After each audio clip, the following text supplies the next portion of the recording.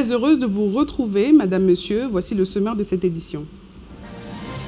Le président Félix Tshisekedi a présidé ce jeudi à Lubumbashi dans le Haut-Katanga la cérémonie du lancement des trains du service national, une réponse urgente dans l'évacuation des produits agricoles vers les grands centres de consommation du pays. Alors que Kanyabayonga, en territoire de Lubero dans le Nord Kivu, reste sous contrôle des FARDC, l'armée et ses supplétifs du M23 ont bombardé des civils mercredi. Bilan, 5 personnes tuées et des blessés. Notre correspondant dans le Grand Nord nous fera le point.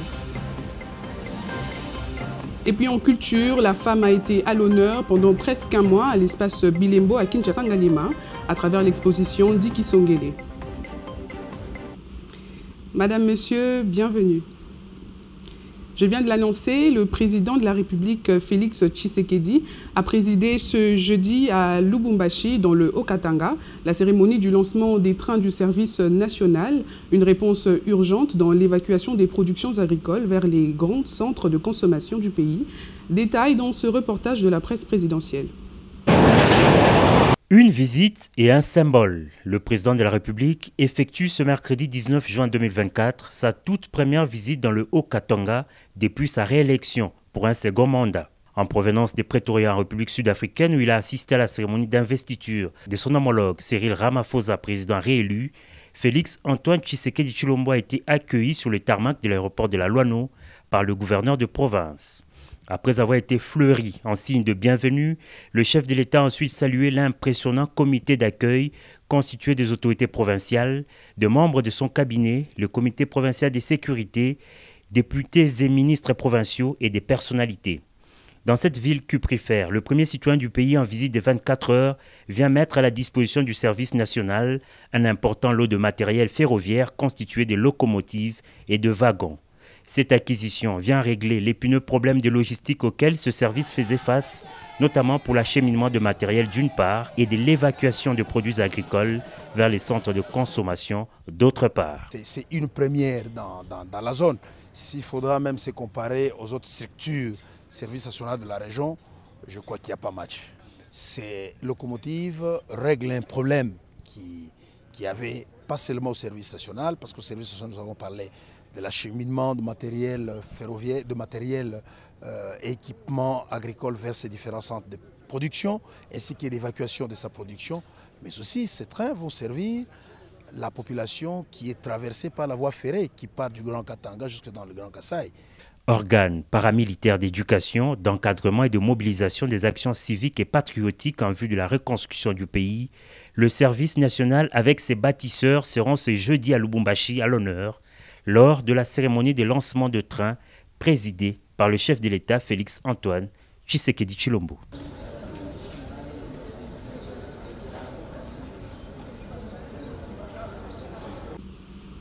La RDC qui saigne suite à cette guerre d'agression lui imposée. 5 de nos compatriotes ont péri dans les bombardements de la coalition RDF M23 à la cité de Kanyabayonga, en territoire de Lubero. Nous sommes dans la province du Nord Kivu. Le drame s'est produit hier, mercredi 19 juin 2024, causant des blessés et une psychose au sein de la population locale. On fait le point avec Bantou Kamale Kapanza, l'un de nos correspondants au Nord Kivu.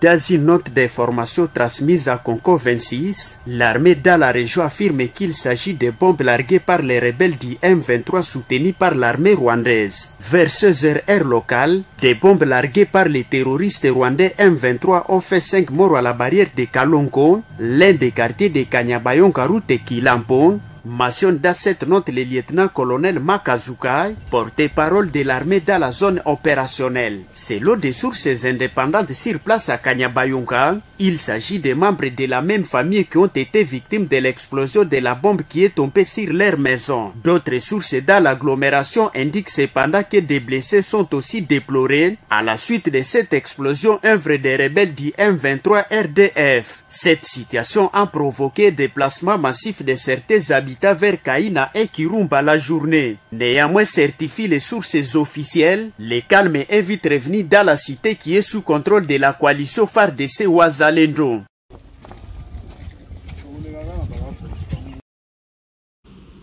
Nous restons encore au front militaire contre l'armée rwandaise sous l'étiquette M23. Les FARDC restent déterminés et focus. Le Rwanda perd beaucoup de ses militaires dans cette guerre menée par Paul Kagame sous le visage M23, suffisamment soutenu par l'Ouganda et le Kenya comme alliés selon le dernier rapport des experts des Nations Unies. Ebenezer Bwanga pour les détails.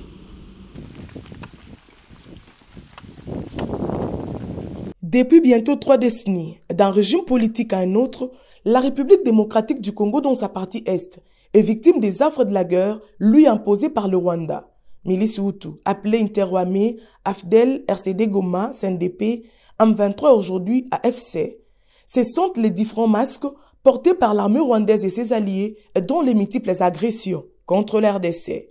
Un véritable cauchemar pour la population de ces coins du pays au regard des millions de déplacés et de tués, sous la barbe de la soi-disant communauté internationale et des organisations sous-régionales. Curieusement, la complicité avec les agresseurs est au niveau plus élevé en international et au pays. La preuve, de médias nationaux et périphériques chantent une certaine bravoure de l'armée rwandaise et ses supplétifs congolais au point de considérer pour secondaire le prouesse de l'armée congolaise, les FARDC.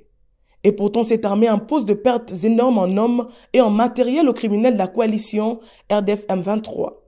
Conséquence, certains officiers militaires rwandais seraient mécontents de la politique de guerre menée par Paul Kagame.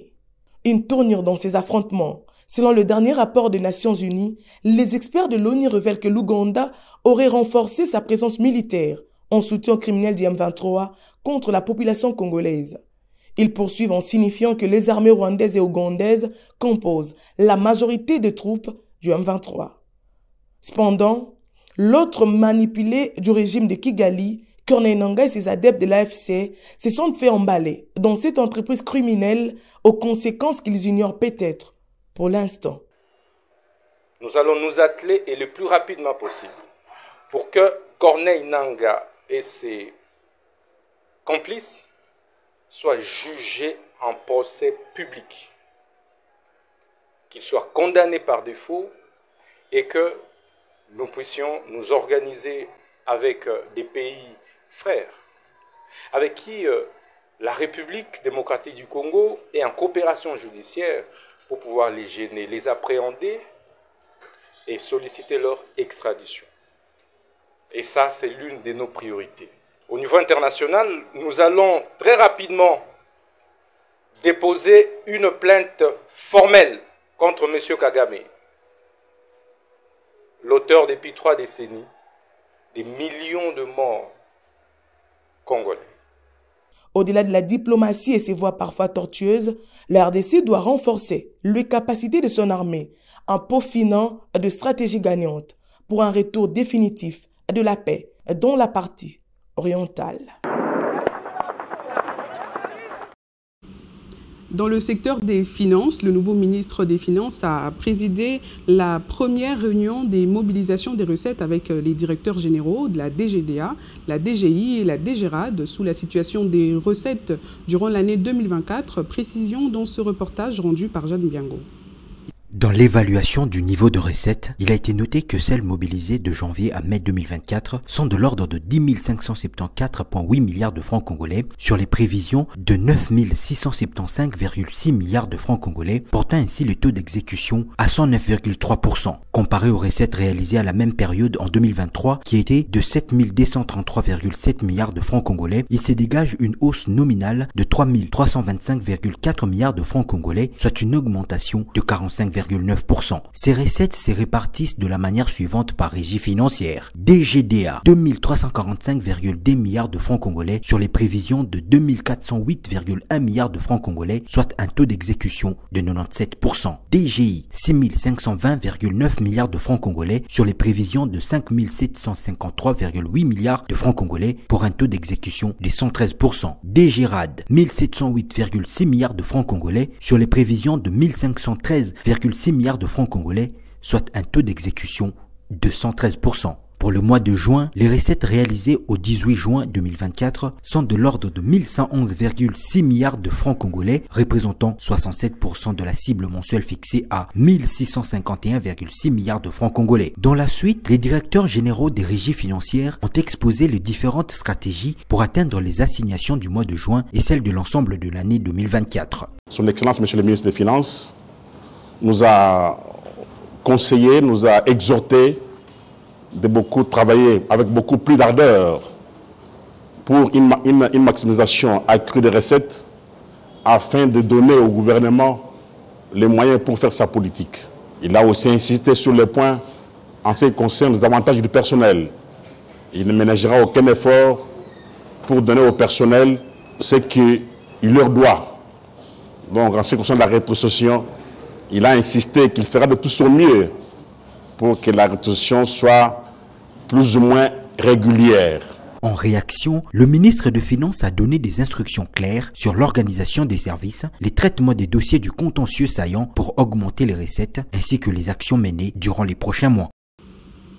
L'économie, cette fois-ci dans l'espace aérien du Congo profond qui s'est enrichi d'un nouvel aéronef du type ATR-72, un avion de transport régional, l'initiative est d'un opérateur économique Joseph Akilimali. La cérémonie du vol inaugural a été présidée ce mercredi 19 juin 2024 par le gouverneur militaire de l'Ituri, le lieutenant-général Luboya Kachama. Regardez.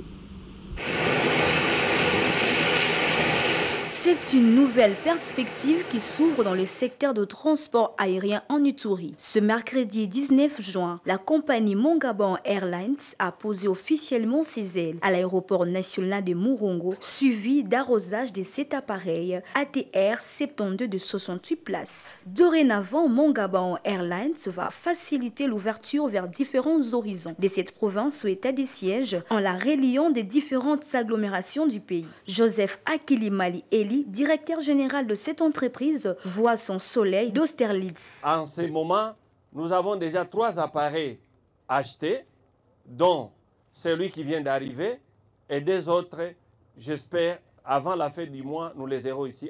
Il y a aussi un grand appareil qui est en leasing. C'est pour nous permettre d'abord, dans un premier temps, relier l'Ituri via Goma à Kinshasa. Donc à ce jour, nous ne pouvons que dire d'abord merci à Dieu. Le gouverneur militaire, le lieutenant-général Boyan Kachama Johnny, épris de paix et développement, a présidé la cérémonie inaugurale. C'est dit fier et se réjouit de la mise en place de cette compagnie par un fils du pays. Et comme un père, il a profité de l'occasion pour appeler tous les égarés à revenir à la raison afin de contribuer également à l'essor de cette province. Je profite de cette opportunité pour remercier le président de la République, le commandant suprême des FARDC et de la police nationale, d'avoir justement décrété cet état de siège. Vous vous rappellerez l'insécurité que l'Ituri vivait. Aujourd'hui, nous avons un digne fils, M. Akilimali, le directeur de Mongaban, la société Mongaban, qui est en train de réhabiliter les routes ici, non seulement les routes, mais aujourd'hui, qui a une société aérienne. Mais je suis sûr, ensemble, nous sommes en train de gagner le pari. Parce que, à la place de ces mauvaises images, nous avons ces images, des images comme celle-ci. Rappelons que cette action de développement n'est que le corollaire de nombreux efforts conjugués par le gouverneur militaire, le lieutenant-général Boyan Kachama Johnny, sous l'état des sièges pour la paix et le développement de la province, en suivant à l'esprit et à la lettre la vision du président de la République, Félix-Antoine Tshisekedi Tshilombo. En perspective du bilan de 100 jours du gouvernement, secteur par secteur, Guluando, ministre de l'Aménagement du territoire, a réuni mercredi autour de lui les agents et cadres du Fonds national d'aménagement du territoire FONAT à l'immeuble du gouvernement à Kinshasa-Gombe. La priorité du travail, la nécessité de la bonne continuité dans l'action, l'état social et fonctionnel interne ont dominé ces échanges. Cédric Kibangu rend compte de cette rencontre. Il a été question aujourd'hui de répondre en fait à une invitation, une sorte de mentorship organisé par le ministre d'État, le ministre Excellence Guilbert Boyo, qui a convié le personnel du FONAT à faire une sorte de bilan social en plein air, c'est-à-dire qu'avec tous. Il a été question de parler de la situation sociale d'abord des cadres et agents du FONAT, ce qui est très satisfaisant, et de dégager également les difficultés, carrément les problématiques émotionnelles suscitées par certains questionnements qui, merci, ont captivé l'attention du ministre pour proposer, sur une perspective évolutive, proposer des solutions concrètes à l'optique des 100 jours. Donc il est question pour moi, en tant que cadre, de... Engagement citoyen et patriotique des jeunes, le mouvement citoyen éclairé MCE est à l'étape de l'Université pédagogique nationale.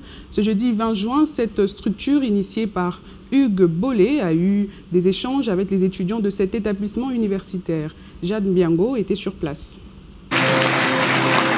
C'est le Campus Tour, un programme phare de la feuille de route du mouvement citoyen éclairé pour le reflet d'une nouvelle mentalité congolaise qui est, à son 4e tour, réalité ce jour à l'Université pédagogique nationale. Prenons la parole pour nourrir le débat sur le thème « Éducation pour une mentalité positive », l'initiateur et coordonnateur du mouvement citoyen éclairé a souligné l'importance de capitaliser les énergies et les savoirs des jeunes étudiants, car le pays en a besoin. Nous sommes à la ligne. Qu'est-ce que la RDC peut produire? Connaître les situations économiques de notre pays. Vous, les jeunes universitaires, vous devez vous impliquer dans la vie de votre pays. Il est très important pour chacun d'entre nous d'avoir cette responsabilité individuelle.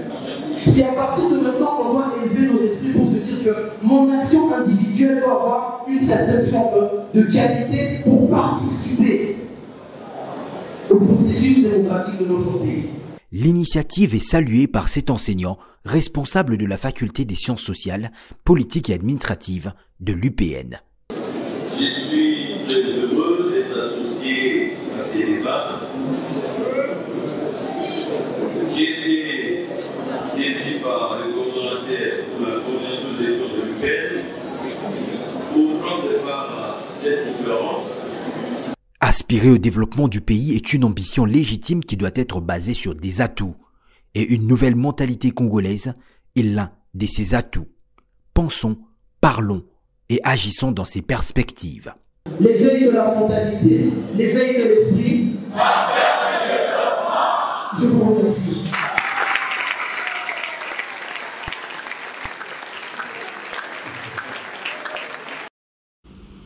C'en est fini avec l'exposition de Franck Dikisongele axée sur l'expression de la femme. Débutée le 24 mai, l'œuvre de cet enseignant de l'Académie des Beaux-Arts a été clôturée ce jeudi 20 juin à l'espace Bilembo dans la municipalité de Ngalima.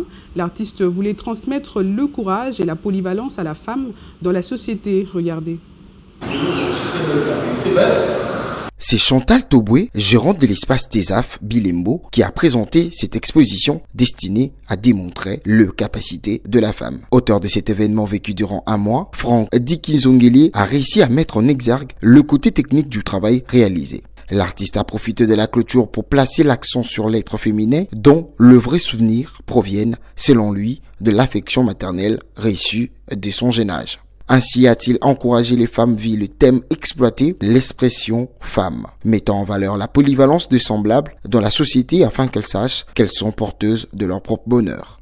Portrait expression femme, c'est que pense la femme, que veut la femme, où veut aller la femme. Certes, moi j'ai dit, j'étais pas capable de dire tout ce que pense la femme, mais de mon regard en tant qu'artiste plasticien, j'ai essayé aussi de donner ma voix à sa ferme volonté pour son autonomisation. C'est une façon de l'encourager dans ce sens-là. Je pense que le travail dans mon pays, il est encore à faire, à parfaire davantage, et parce qu'il faut sensibiliser, ce n'est pas une exposition interpellatrice, mais sensibilisatrice. Contexte politique oblige, L'artiste a soutenu la nomination de la première ministre Judith Suminwa à la tête du gouvernement, coïncidant avec son initiative sur la valeur de la femme. Et je constate que dans mon pays, ou même à travers le monde entier, les hommes détruisent facilement. Donc je pense que la portée sémiologique de cette exposition face à l'exécutif national que l'on peut trouver, je pense, 30% des femmes, c'est extraordinaire. Et j'ai saisi cette occasion, évidemment, pour en féliciter au chef de l'État d'avoir jeté son dévolu sur Madame Suminwa, qui est la première ministre de la République démocratique du Congo, et aussi pour parler de l'éducation, de l'enseignement supérieur, non, l'enseignement éducation nationale, et aussi ministère de la Culture. Je salue Madame Yolande Delébé, qui est notre ministre de la Culture, qui est une culturelle. Encore une fois, c'est la femme au cœur des aspirations profondes pour le développement de la République démocratique du Congo.